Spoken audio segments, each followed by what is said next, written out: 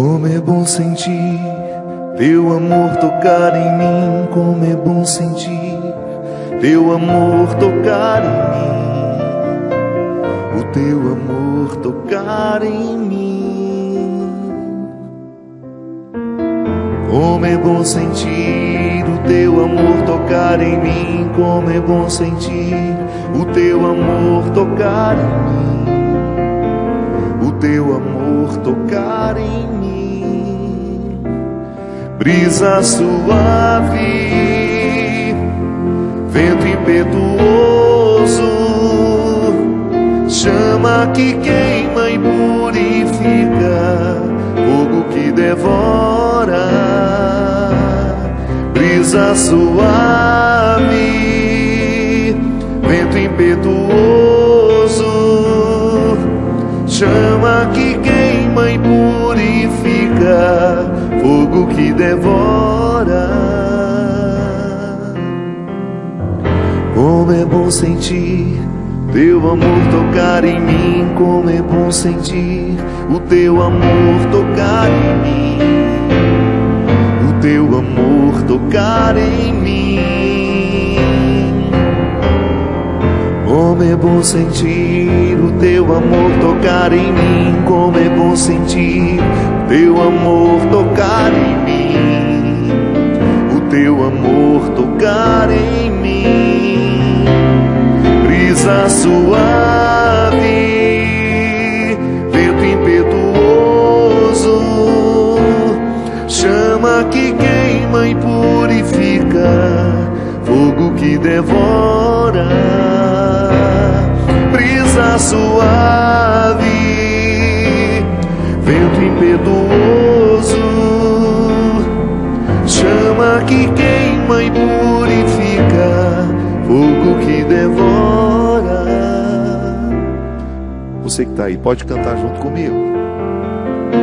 É uma música muito simples, uma estrofe simples, um refrão muito simples, que eu tenho experimentado nos novos shows que a gente tem feito pelo Brasil afora. O Amor Me Elegeu. Quando a gente canta essa música e as pessoas já saem cantando junto, como isso espiritualiza? É quase que um mantra, né? E é uma expressão, a música é uma expressão tão delicada dessa certeza que nós precisamos levar de que Deus nos ama. É como se fosse um selo que viesse revestir-nos de proteção. Como é bom sentir que Deus me ama. Canta comigo, daí, bem suave. Como é bom sentir. Olha, se você estiver com outras pessoas do lado e você achar que elas vão pensar que você está louca, você pode cantar só mentalmente. Ou se seu marido já está dormindo do lado, não quer fazer muito barulho. Ou então se você está num cômodo da sala sozinha, para as pessoas não acharem que você está louca, canta com o coração. Aquele cantar que não faz barulho, mas que enche a alma de sentido. Como é bom sentir teu amor tocar em mim, como é bom sentir teu amor tocar em mim, teu amor tocar em mim. Como é bom sentir o teu amor tocar em mim, como é bom sentir teu amor tocar em mim, o teu amor tocar em mim. Brisa suave, vento impetuoso, chama que queima e purifica, fogo que devora.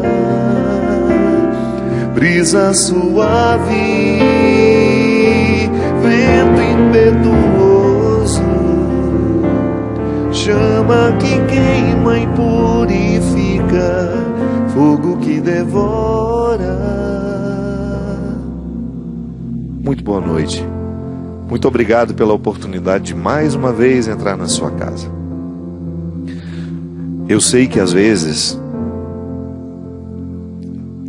não, acho que a gente não está acostumado mesmo a fazer-se elogios. Quando foi a última vez que você se olhou no espelho e fez um elogio?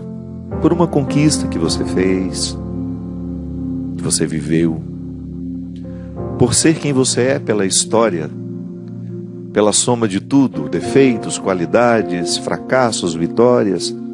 Quando foi a última vez que você se ofereceu o conforto de se elogiar? Não sei.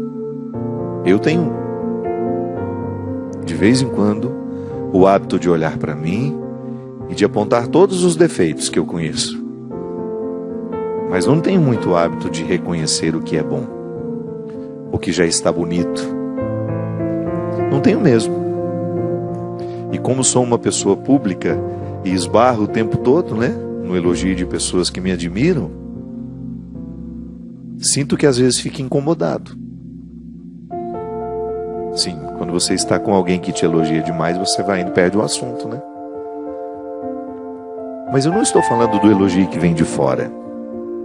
Esse é bom receber na medida certa, quando as pessoas não te idealizam, quando elas estão elogiando aquilo que você sabe que é verdade, porque é muito desconfortável quando o outro elogia algo que não é verdadeiro em você, que ela imaginou que fosse, que é fruto da cabeça dela e não da sua realidade. Isso acontece muito. Mas quando você identifica em você essa capacidade de fazer-se um elogio. Eu digo isso, minha gente, porque é tão necessário. E isso é um fruto da certeza do amor de Deus por nós. Sim, porque eu tenho pensado muito no processo humano enquanto um processo que Deus vai trabalhando dentro de nós, essa feliz oportunidade de depois nós acreditarmos nele. Sim, porque a fé em Deus, ela é um fruto, um desdobramento natural da fé natural que nós vivemos no nosso dia a dia, nas pessoas que estão ao nosso redor. Eu tive fé na minha mãe, tive fé no meu pai, tive fé nos meus irmãos, tive fé nas pessoas que cuidaram de mim, porque fé num primeiro momento é confiança. É aquela coragem que você tem de ficar de pé a primeira vez, ficar em pé a primeira vez, dar primeiros passos, e você confiar que o outro está lhe segurando se você cair. A primeira fé que nós experimentamos na vida é essa. E depois nós vamos evoluindo nessa confiança até o momento em que nós somos apresentados a Deus. E você naturalmente vai associar o verbo confiar com tudo aquilo que você já aprendeu humanamente, porque nós não temos dois verbos. Confiar enquanto realidade humana, confiar enquanto realidade sobrenatural. Não. É o mesmo verbo que se aplica a tudo. Então você vai entender o significado da confiança em Deus a partir do que você aprendeu do significado da confiança nas pessoas. Talvez seja por isso que fica tão difícil de uma pessoa que não teve a experiência da confiança humana, que foi muito desamparada enquanto criança, porque acontece, né? Existem pessoas que vivem desamparos existenciais terríveis, que são frutos da vida. Isso acontece muito quando os pais se separam, quando o casal não sabe administrar bem a separação, os filhos pequenos sofrem. Não que os grandes não sofram, né? É que os pequenos não têm os filtros naturais da proteção.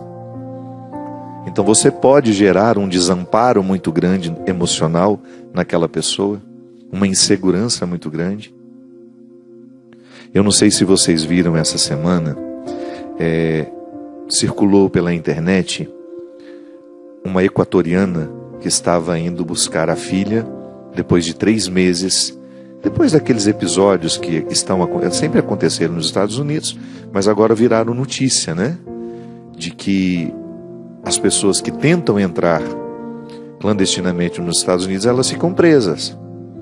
E aí tornou-se público que o governo norte-americano separa mães, pais das crianças. Ficam presos num lugar os adultos e as crianças em outros lugares. E aí 3 meses depois a mãe foi encontrar a filha que estava em um lugar diferente. Pela idade, a menina não tinha mais de 2 anos. E o vídeo é muito triste porque a criança corre da mãe. A mãe chorando, tentando abraçar a criança, e aquela criança não aceitando o carinho, não reconhecendo aquela mãe. E aí até a manchete, sei lá o que foi aquilo, se foi alguém que postou, se foi uma matéria jornalística, dizia: criança não reconhece a mãe após 3 anos. Não é que ela não reconhece. Imagina que uma criança vai esquecer o cheiro da mãe, a voz da mãe, o rosto da mãe. Da mãe é uma criança de 2 anos. O que na verdade está acontecendo ali é um trauma. Ela foi tão desamparada com a ausência, e como ela não tem inteligência, sabedoria o suficiente para entender o motivo daquela separação, o que é que ela associa? Que a mãe a abandonou. Então, quando ela olha para aquela mulher, claro que ela sabe que é a mãe dela. Mas ela está traumatizada, ela está ferida. Então ela não sabe viver o processo natural de correr para os braços e aconchegar-se ali. Ali existe um desamparo que foi causado pela separação. Como será que ficará no coração? Só pegando ela como exemplo, né? Como é que será que ficará no coração dessa menina depois de adulta? O que representa hoje e o que representará no futuro esses 3 meses de separação? Um desamparo emocional que hoje deixou marcas que nós não sabemos como vão se desdobrar com o tempo. Sim, porque uma criança, volto a dizer, ela não tem o filtro natural do entendimento. Os especialistas dizem, né, que um recém-nascido, quando ele é afastado temporariamente da mãe, aquilo é tão sofrido para a criança, porque ela não tem noção de tempo. Não adianta você dizer no ouvido da criança: a mamãe vai sair, daqui a pouco ela volta. Não, ela não entende isso. Qualquer separação que existe é profundamente sentida. Para você entender de uma maneira ainda mais simples, os nossos bichinhos, por exemplo, eles não têm entendimento do tempo. Por que um cachorrinho seu comemora tanto a sua chegada se você só foi no mercado e voltou?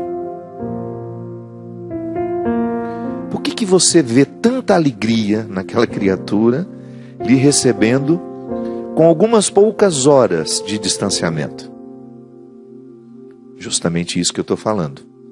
Não tem o entendimento do tempo, não sabe quanto tempo se passou. Não sabe que o tempo está passando. Quem administra o tempo precisa estar no exercício da razão. Um animal não tem razão. Ele pode até ter sentimentos, e tem, claro, sente. É claro que ele tem um nível de inteligência que nós podemos dizer, ele aprende coisas, ele é condicionado. O condicionamento é uma forma de inteligência ali, naquele caso, limitada, mas é. Mas, por não ter o entendimento do tempo, a sua volta é comemorada como se tivesse 1 ano que vocês não se vissem. A criança é assim. Por não ter o entendimento do tempo, ela sofre terrivelmente quando ela é afastada, quando ela é privada daquela que ela sabe que é o seu lugar de confiança. Tanto é que alguns segmentos da psicologia dizem que até uma certa idade a criança nem sabe se diferenciar do outro. Tamanha a simbiose com a mãe, ela não sabe que a mãe é uma outra pessoa. Ela interpreta a mãe como uma continuidade dela. Claro que depois ela vai sendo educada, ela vai percebendo que o mundo está de fora. Mas tudo isso repercute tanto dentro de nós. Eu tenho muito respeito por quem não crê em Deus. Tenho muito.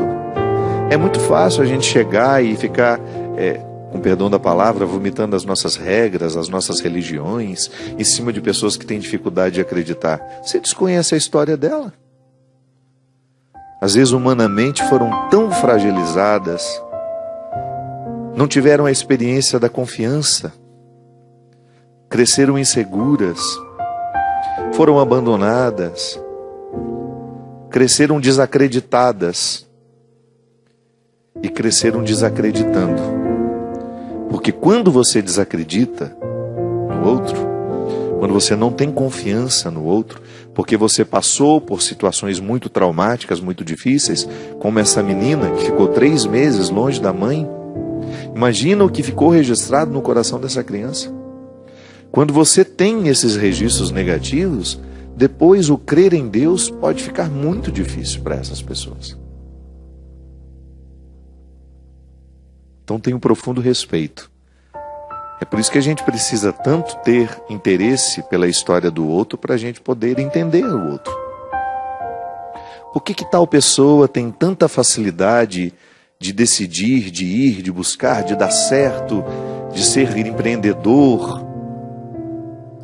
Minha gente, é o fruto, é o resultado de como foi criado, de como ela aprendeu a confiar em si, e que às vezes a gente pensa que é o lar perfeito que faz pessoas assim. Não é não. Às vezes é o caos, às vezes é a dificuldade que gera a necessidade de reagir e de pensar, eu não tenho ninguém por mim e eu terei de ir à luta. Também tem gente que reage contrário, né? Ela foi completamente desprezada e a gente espera que aquela pessoa vá viver vítima a vida inteira e de repente não. Ela toma consciência da sua própria história, descobre que ela pode, que ela vai buscar aquilo que não trouxeram para ela. Claro, e aí pode ser uma pessoa rancorosa, pode ser uma pessoa egoísta, pode se transformar numa pessoa mesquinha, que quer tudo para si. Mas dá uma olhada no passado das pessoas e você vai entender um pouquinho por que elas são assim hoje. O resultado da vida está aqui. O Fábio, que nasceu lá na cidade de Formiga, Minas Gerais, que cresceu lá na rua Marciano Montserrat, que teve os irmãos que teve, os tios, os vizinhos, o pai, a mãe, os avós, todo mundo me influenciou. A escola que eu frequentei, os professores que passaram pela minha vida, os amigos, os coleguinhas de escola que tiveram influência sobre mim, tudo isso está aqui, registrado dentro de mim. E é este homem que precisa olhar no espelho e de vez em quando elogiar-se. Como uma forma generosa, sabe, de agradecer tudo aquilo que nós conseguimos alcançar. Esse ser humano que você é, que tem uma história que muita gente desconhece, que às vezes até você desconhece. Vocês se lembram que quando eu lancei não, né? O biógrafo Rodrigo Alvarez lançou a minha história, no processo de pesquisa, como foi revelador para mim, como tinha aspectos da minha vida que eu não sabia. E que se eu não fosse biografado, talvez tivesse ficado no esquecimento ou no desconhecimento. Como ler a minha história contada por outro me ajudou. E como às vezes eu encontro pessoas que, pelo Brasil afora, falam, padre, como ficou mais fácil entender o senhor depois que eu li a sua biografia? Conheceu a minha história. Conheceu histórias que eu desconhecia até pouco tempo. Sim, só que talvez você aí, esteja me ouvindo, não tenha sido biografado como eu fui. Não tenha tido a oportunidade de alguém pesquisar a sua história. Mas por que você não faz isso? É uma forma interessante de você chegar ao entendimento daquilo que hoje pode ser que no seu comportamento, no seu temperamento, lhe prejudique. Naquilo que você hoje ainda não sabe lidar. Naqueles impasses da personalidade que se tornam obstáculos para uma boa convivência. Ou então naqueles detalhes da sua história que fortaleceram o seu ser rancoroso, ciumento, magoado, mesquinho, infantil. Há tantos detalhes da nossa personalidade que se a gente não toma nas mãos, se a gente não cuida, a gente jamais vai saber se aplaudir. Porque o ser humano reconciliado, minha gente, é aquele que se aplaude todos os dias antes de dormir. É aquele que, vendo a soma de defeitos e virtudes, fica satisfeito com o que está alcançando. Sim, porque a vida não é perfeita, ela não é perfeita para mim, ela não é perfeita para você, mas nós precisamos dar conta dela. De alguma forma nós precisamos sobreviver a tudo isso. E essa sobrevivência, ela precisa ser entendida dia a dia. Não é um projeto que você pode jogar muito para longe, nem tampouco ficar olhando para trás. A lida com essa sobrevivência é diária. Essa reconciliação precisa ser diária. Olhar-se, aplaudir aquilo que precisa ser aplaudido, aquilo que de bonito você já alcançou de você, e também reconhecer aquilo que ainda não está merecendo aplauso, mas que quem sabe pode ser aplaudido amanhã. Sabe, um olhar com sinceridade para as peças do tabuleiro da vida, um descobrir aos poucos tudo aquilo que faz parte de nós. Deus não errou com a gente. Eu posso estar errando comigo, mas eu sei que Deus não errou comigo. Aquilo que Deus me deu, aquilo que Deus fez, que me colocou aqui em essência. Sim, o meu pai pode ter errado comigo, minha mãe, meus irmãos, as pessoas que influenciaram. Essas pessoas podem ter errado comigo e podem até ter prejudicado a minha compreensão do que Deus fez em mim. E o erro dos outros não pode definitivamente me prejudicar e enxergar o acerto que Deus tem aqui. É por isso que a minha vida ela é marcada pela cura diária. Ainda hoje falávamos sobre isso. Como nós necessitamos ser curados de nossos antepassados, de situações que nós vivemos, conscientes ou inconscientes. Para que a gente olhe para o resultado que está aqui, hoje, nesse dia, nesse horário, e você tenha condições de projetar a continuidade de tudo isso. Sim, o que Deus acertou, quando Ele me projetou, quando Ele projetou você, foi para que nós buscássemos ao máximo as possibilidades que estão em nós.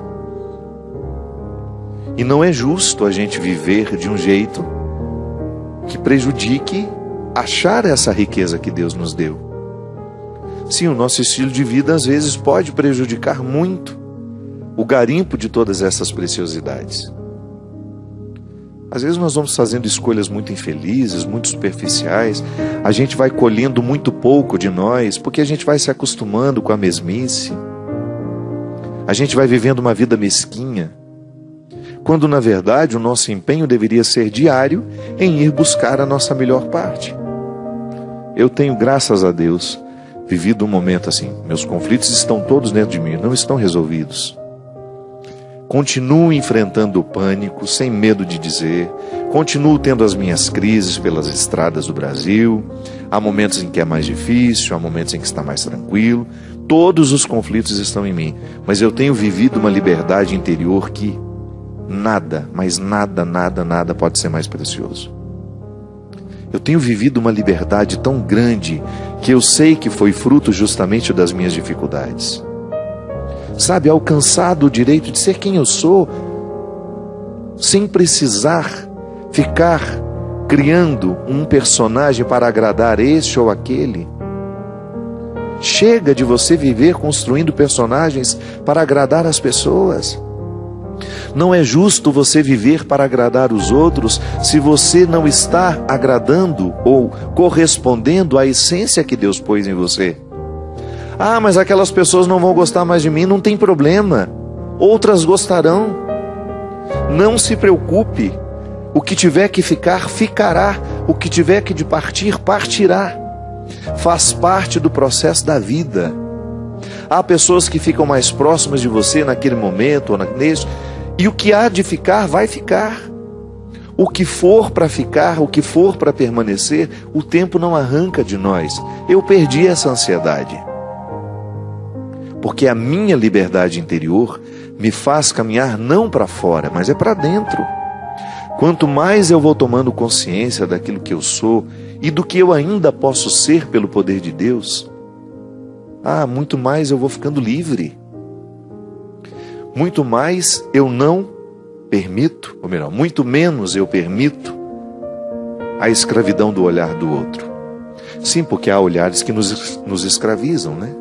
Há olhares que nos olham e nos aprisionam porque eles querem que a gente seja daquele jeito. E a gente, por uma fragilidade emocional, a gente acaba se sujeitando. E nada pode nos empobrecer mais do que a gente se adequar ao que o outro quer que a gente seja. Não é justo. Eu tenho que ser o que Deus criou. Eu tenho de ser um vulcão em constante... Como é que chama isso? Quando o vulcão joga para fora? Em constante erupção. E o que sai para fora não, é o que sai, uma redundância, né? O que sai tem que ser a minha verdade, aquele que Deus criou. Você tem de ser um vulcão em constante erupção, julgando para fora o ser que você é, que é profundamente amado por Deus. Tenha coragem.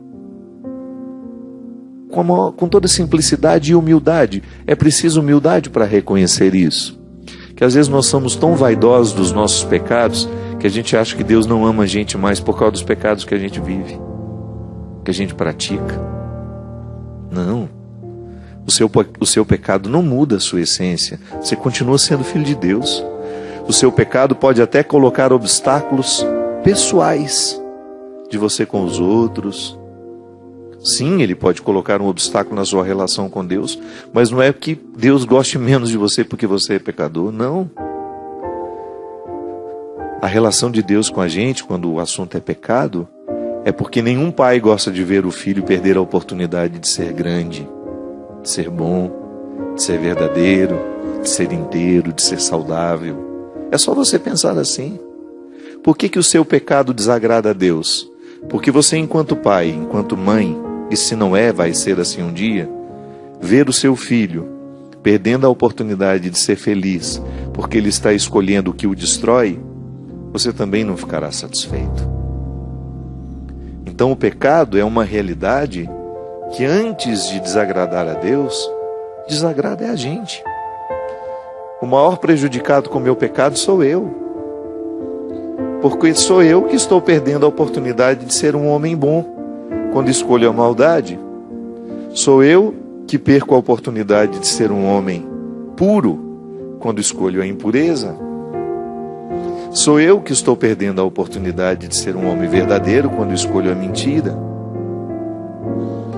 Então, se você for pensar, o maior prejudicado com seus pecados é você. Por isso Deus fica chateado com o nosso pecado. Porque o desejo dele é que a gente seja cada vez mais proprietário das riquezas que ele nos concedeu. O grande desejo de Deus é que a gente esteja cada vez mais próximo dessas riquezas que foram semeadas em nós por ele. Por isso, sim, você precisa se aplaudir diariamente, mesmo que os resultados não tenham sido maravilhosos. Porque quando você se aplaude, quando você reconhece o bom, o lado bom que você já alcançou, as riquezas que você já conseguiu descobrir, quando você é capaz de reconhecer que você já alcançou coisas boas de tudo que Deus lhe deu, você reforça a sua autoestima, você para de se autodesprezar. Porque nada pode nos paralisar mais do que quando nos desprezamos. Quer destruir uma pessoa? Ensine a desprezar-se diariamente. Como é difícil a gente sobreviver num lugar em que as pessoas vivem colocando defeito na gente. Como é difícil crescer como pessoa num ambiente em que as pessoas têm um olhar extremamente pessimista sobre nós. Agora, quando a gente é incentivado, mesmo que o nosso resultado não tenha sido maravilhoso, a gente se motiva para alcançar mais amanhã. É isso que às vezes a gente precisa. Não espere que o outro lhe dê. Se vier do outro, será apenas um acréscimo daquilo que você já se ofereceu. Acredite em você. Acredite que Deus ama você. Ao cantar essa música, que é tão simples, cante com verdade. Cante acreditando em cada palavra que ela diz. Como é bom sentir o teu amor tocar em mim. Esse amor é verdadeiro, ele te elegeu e ele te toca diariamente. Não há nada, absolutamente nada que você tenha feito na sua vida que lhe retire o direito de acreditar que você é um território precioso ao Senhor. Como é bom sentir teu amor tocar em mim, como é bom sentir teu amor tocar em mim, teu amor tocar em mim. Como é bom sentir o teu amor tocar em mim, como é bom sentir teu amor tocar em mim, o teu amor tocar em mim. Brisa suave, brisa suave, vento impetuoso, chama que queima e purifica, fogo que devora. Brisa suave, vento impetuoso, chama que queima e purifica, fogo que devora. Daqui a pouquinho a gente volta com o programa Direção Espiritual. Boa noite, Cristian. Eu nem lembrava mais do seu rosto, de tantos anos que você não aparece aqui no programa. E hoje a Camila, a primeira dama dos teclados. Dos teclados, não vamos chamar de teclado do nosso piano. Está visitando aqui o nosso estúdio também, mostra lá. Ela é praticamente a dona da... Como é que chama? Mary Kay? É isso, né? É isso? Praticamente a dona. Ela já nem tem mais aquele carro cor-de-rosa. O negócio é um ônibus cor-de-rosa daqui a pouco. Obrigado, viu, Camila? Cada vez mais bonita. Essa é a esposa do Christian, gente. Por isso que ele está sempre sorridente aqui no programa, ó. Uma esposa dessa em casa. Christian sempre viajando. Mas nunca consigo levar ele para as minhas peregrinações, porque ele é um menino muito exigente, não vai, não quer. Mas você vai. Você que está me ouvindo aí agora, vamos viajar. Mas o dólar está altíssimo, tá pela hora da morte. Mas o nosso querido amigo Gilberto está fazendo ele a R$3,90, coitado. Está tomando até um prejuizinho. Mas para você poder viajar. Eu tenho falado muito sobre isso, minha gente. É claro que você não vai fazer nenhuma loucura. A gente tem que saber muito bem o que cabe dentro do nosso orçamento. Mas às vezes eu vejo as pessoas sendo muito cruéis com elas. Vai guardando, e quando decide viver um pouquinho aquilo que sempre desejou viver, já não tem mais saúde, já não tem mais disposição. Então, se você tem condições, divide essa alegria em várias vezes, mas faz uma peregrinação, faz uma viagem aqui dentro do Brasil, alguma coisa que você tenha vontade. Nós precisamos, nisso que a gente falava no início do programa, eu acredito muito nisso. Nós precisamos ter um pouco mais de respeito por nós. A gente trabalha muito, a gente se cansa muito e às vezes a gente não se permite viver, a gente não se permite tirar os sonhos da gaveta, realizar um pouco destes sonhos, fazer alguma coisa que traga prazer à nossa alma. E essa peregrinação, ela não só lhe proporciona uma feliz oportunidade de conhecer Portugal, Espanha e França, como vai lhe dar uma oportunidade maravilhosa de você viver um itinerário espiritual comigo. Quem já viajou comigo sabe, nós prezamos muito pela celebração todos os dias, que é o principal momento do nosso dia, que é o momento da nossa reflexão, é o momento em que a gente vai ajuntando as peças daquilo que Deus está nos proporcionando através da liturgia e fazendo com que aqueles lugares bonitos que nós visitamos possam repercutir dentro de nós. A peregrinação, vocês sempre veem as propagandas aqui, que a Obra de Maria e a Canção Nova em parceria, elas fazem muito mais que viagens, elas proporcionam encontros com Deus. Este é o lema. Por quê? Quando nós saímos de casa para viver uma semana de turismo, pode ser que a gente volte até mais cansado do que a gente saiu. O turismo às vezes cansa a gente. Uma peregrinação, ela também é cansativa, mas a gente tem um descanso espiritual tão grande, tão fecundo, que nos renova por um bom tempo, sobretudo nos proporcionando viver amizades, encontros com pessoas que nos edificam muito. Então a peregrinação não é só um sair de casa e viajar, é uma oportunidade que a gente tem de dar uma transformadinha nisso que a gente é. Como eu falava no início do programa, nós somos um presente que Deus colocou aqui no mundo. E nós não podemos, é injusto com a gente que a gente morra sem ter florescido ao máximo esse presente que Deus nos deu.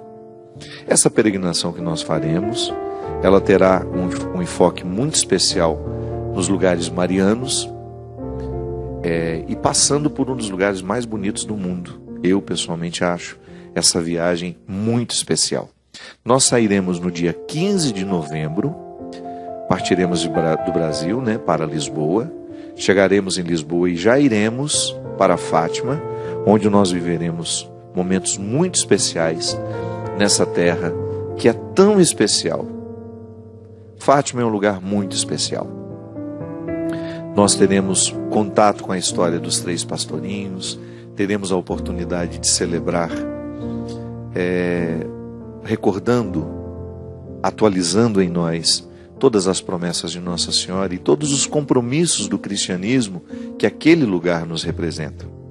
De Fátima nós iremos para Madrid, capital da Espanha, Teremos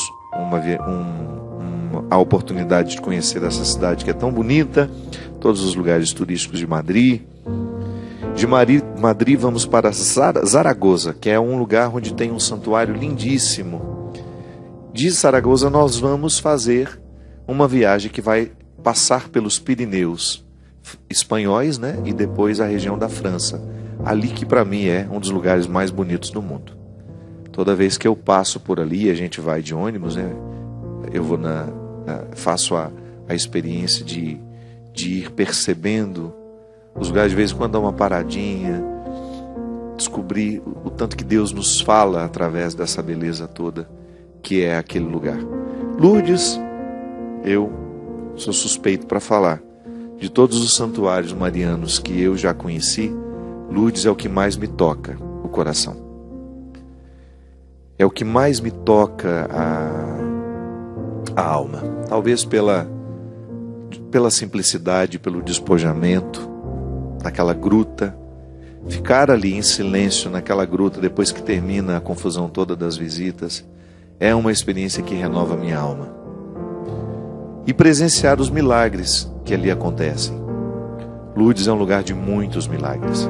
Aquela procissão luminosa à noite, onde os doentes todos que vão a Lourdes em busca de cura, aquilo é uma das coisas mais bonitas que eu já vi na minha vida. De Lourdes nós vamos a Paris, para desfrutar também um pouco dessa belíssima cidade, dessa capital francesa, mas lá também temos a belíssima experiência na Capela da Medalha Milagrosa, que é uma devoção muito, muito comum aqui no Brasil. Eu me lembro que eu era menino e eu já via minha mãe falar da novena da Medalha Milagrosa.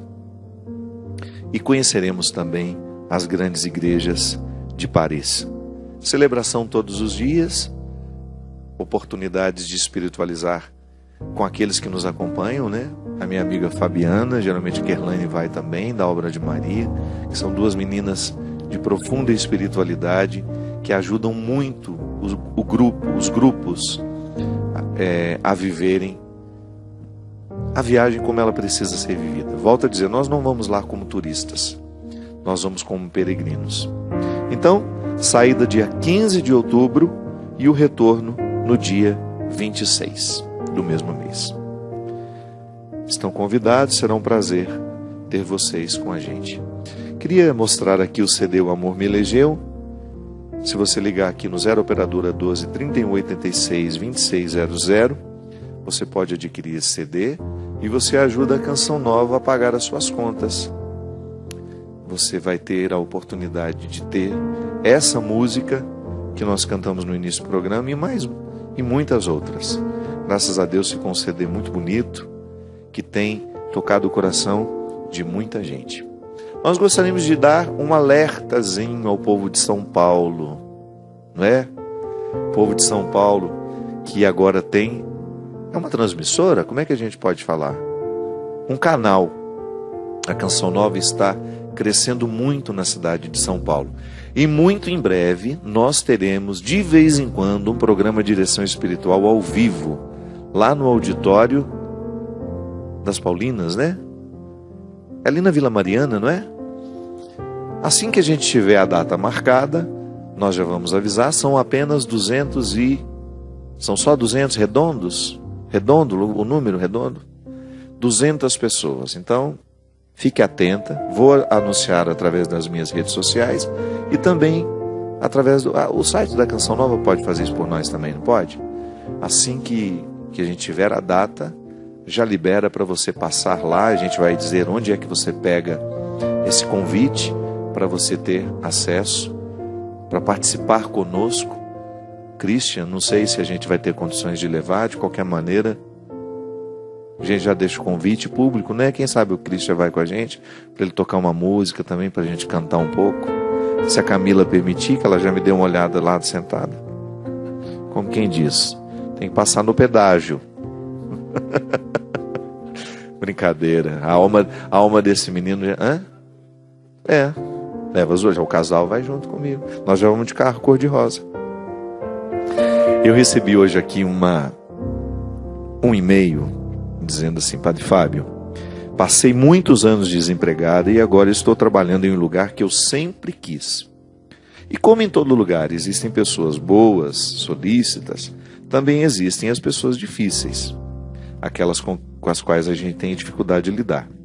Gostam de prejudicar, fazem piadas, fofocas, intrigas, e eu confesso que eu não estou conseguindo lidar com essa situação. O que faço, padre?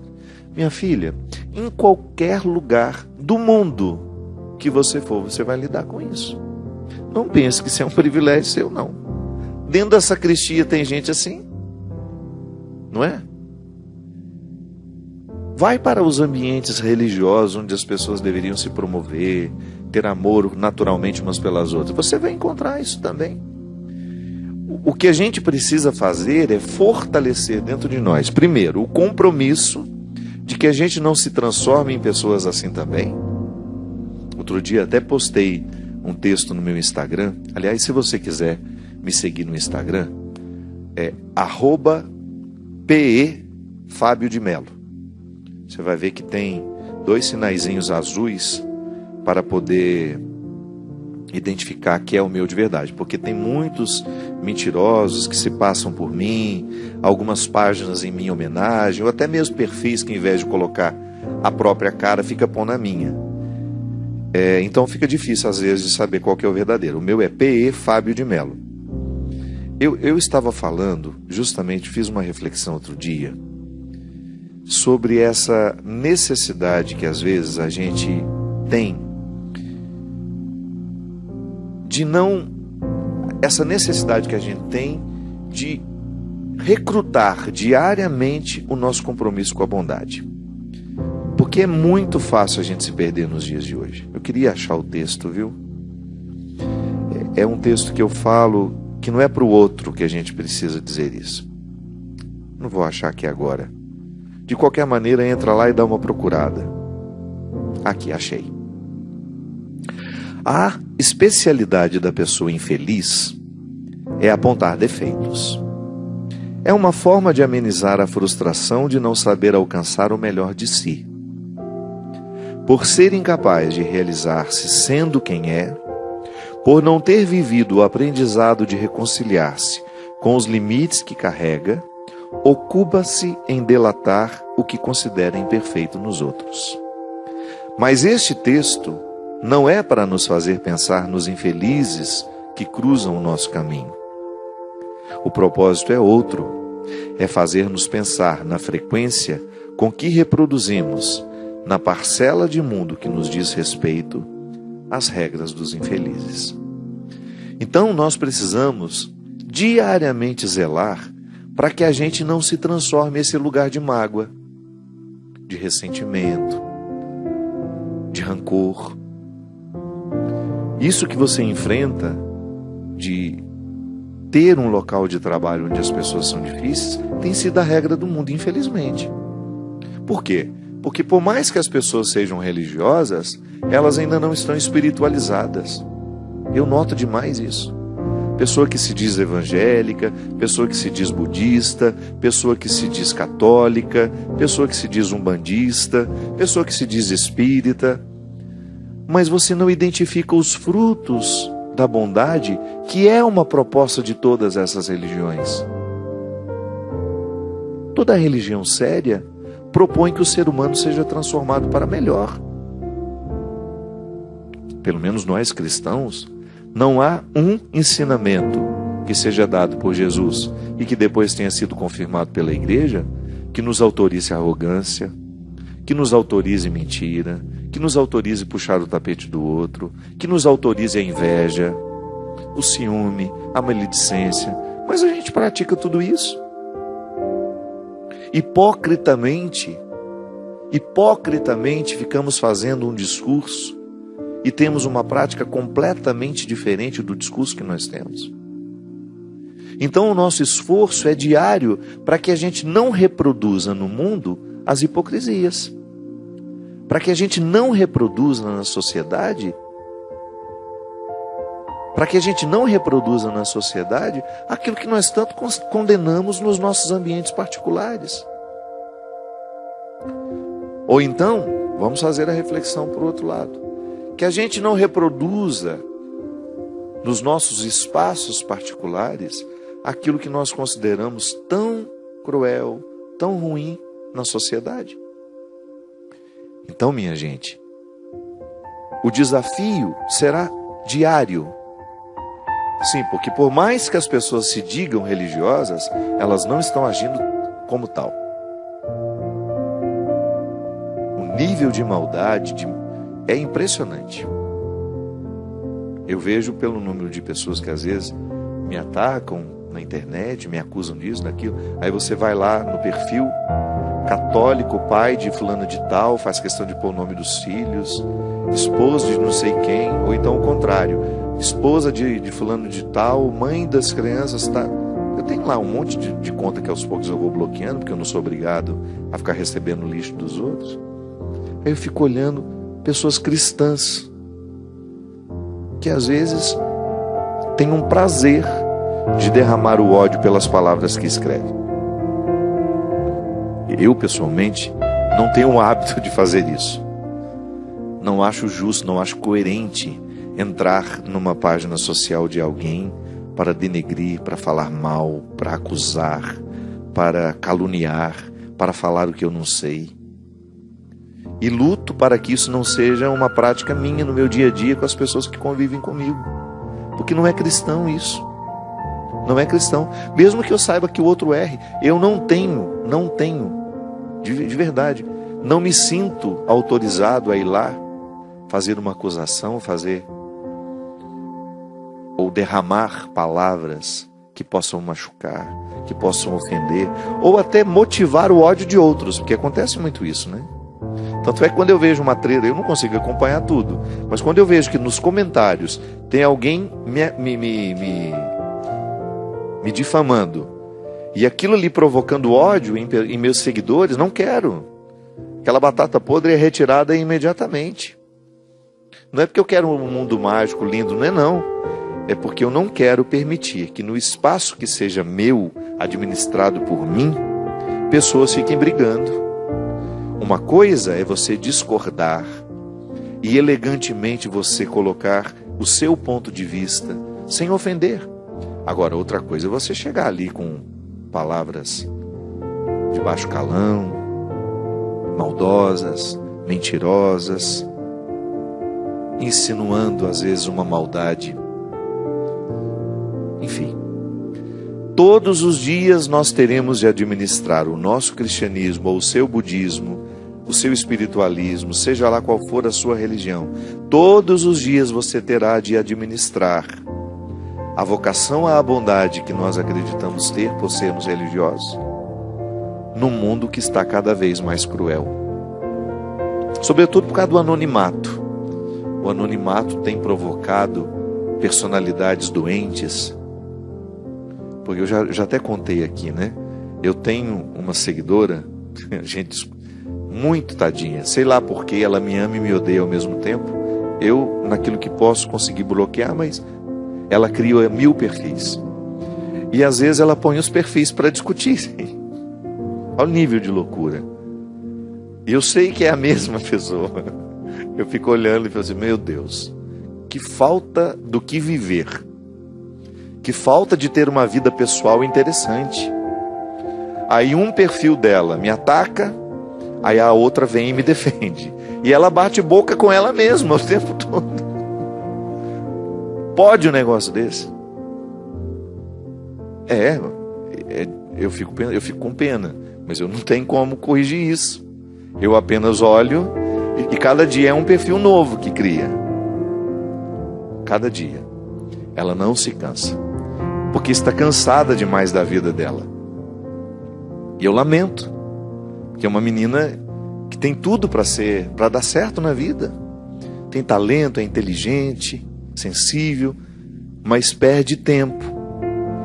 Porque em algum momento ela quis ancorar em mim e talvez não tenha encontrado o que ela achava que eu deveria oferecer. E ali ficou, magoada, ressentida. Então nós enfrentamos o tempo todo, nós esbarramos o tempo todo em pessoas assim.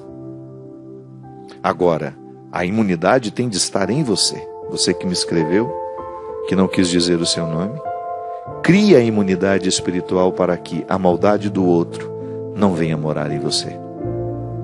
Volto a dizer, somos territórios preciosos demais para guardar o lixo dos outros, a maldade dos outros. E precisamos ser honestos demais para que essa maldade, esses lixos não cresçam também dentro de nós, para que nós não façamos com o outro a mesma coisa.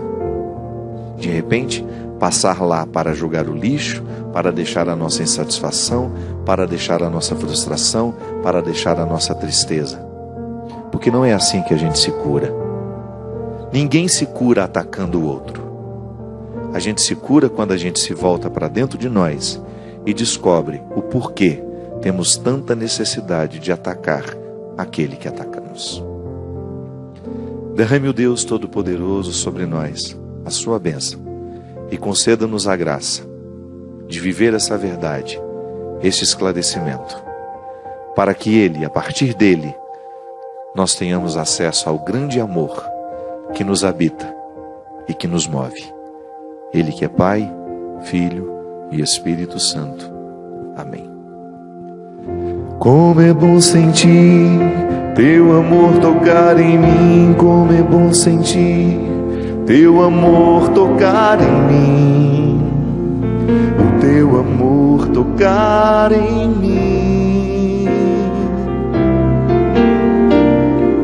Como é bom sentir o teu amor tocar em mim, como é bom sentir teu amor tocar em mim, o teu amor tocar em mim.